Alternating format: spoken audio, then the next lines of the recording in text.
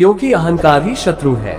मैं हिमालय की यात्रा पर था। मनाली में एक वृक्ष के नीचे पता चला मुझे कि एक साधु कोई 20 वर्षों से बैठता है, वहीं रहता है। वही वृक्ष उसका आवास है। घना वृक्ष था, सुंदर वृक्ष था। अभी साधु भिक्षा मांगने गया था तो मैं उस वृक्ष के नीचे बैठ रहा। जब वह लौट कर आया तो मैंने आंखें बंद कर ली। उसने मुझे देखा और कहा कि उठिए, ये वृक्ष मेरा है, यहाँ मैं 20 साल से बैठता हूँ। मैंने कहा, वृक्ष किसी का भी नहीं होता, और 20 साल से नहीं, तुम 20,000 साल से बैठते हो, इससे क्या फर्क पड़ता है। अभी तो मैं बैठा हूँ, जब मैं हटूं तब तुम बैठ जाना।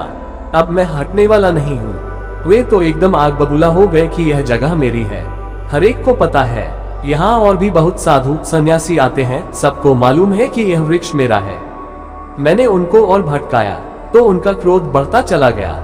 फिर मैंने उनसे कहा कि मैं सिर्फ ये जानने के लिए आपको भटका रहा था, मुझे कुछ लेना देना नहीं वृक्ष से, मुझे यहाँ रहना भी नहीं। मैं सिर्फ ये देख रहा था कि आप 20 साल पहले घर छोड़ दिए, पत्नी बच्चे छोड़ दिए। आपकी कथाएं मैंने सुनी है कि आप बड़े त्यागी हैं, मगर अब यह वृक्ष को पकड़कर बैठे हैं।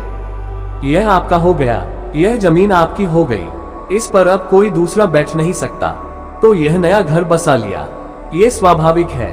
अगर समझ न हो तो तुम जो भूल करते थे फिर करोगे, नए नए ढंग से करोगे, नई नई दिशाओं में करोगे, मगर भूल से बचोगे कैसे। निश्चित ही मोह के समान और कोई शत्रु नहीं है, क्योंकि अहंकार ही शत्रु है। और अहंकार का जो फैलाव है, जहां जहां अहंकार जुड़ जाता है वहां वहां मोह है। जहां तुमने कहा मेरा, वहां मोह है।